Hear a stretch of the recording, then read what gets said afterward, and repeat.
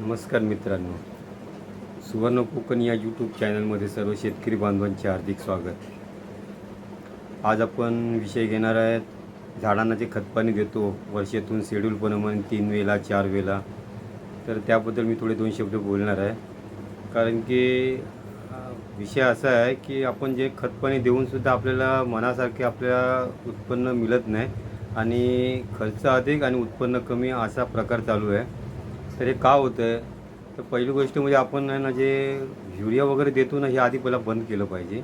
कारण की युरियाने आपले जमिनीला खूप त्रास सहन करावा लागतो आहे आणि तोच त्रास आपल्याला दिसत नाही, पण ते झाडं आपल्याला दाखवतात की त्यांना त्रास होतो आहे ते.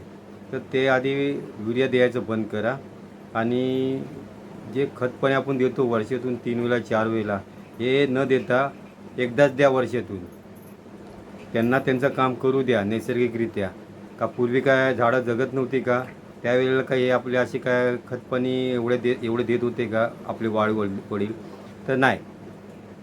मग त्यावेळेला आपले देश समृद्ध होता, शेतीप्रधान होता आणि आज शेतीप्रधान आपण बोलतोय का? फक्त आपल्या आता पुस्तकात राहिलेलं आहे की भारत हा शेतीप्रधान देश आहे. पण तसं काय राहिलेलं नाही आहे.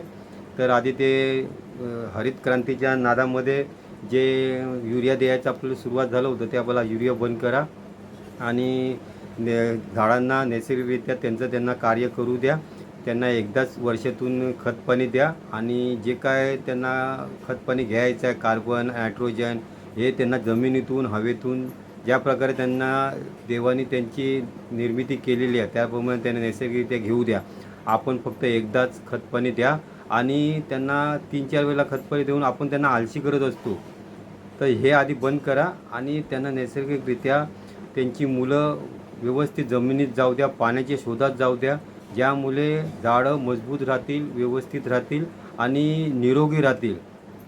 आज आपण त्यांना खतपाणी 3-4 वेळा देतो, त्यांची मुलांच्या बाजूने रिंगण करून त्यांना खतपाणी देतो खरं, पण ते झाडं आळशी बनलेत.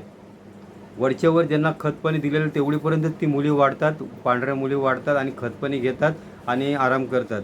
त्यांनी पुढे जमिनीत जाऊन आपलं खत घेण्याचं, कार्बन घेण्याचं, नायट्रोजन घेण्याचं जे काय प्रक्रिया आहे ती त्यांनी बंद केलेली आहे.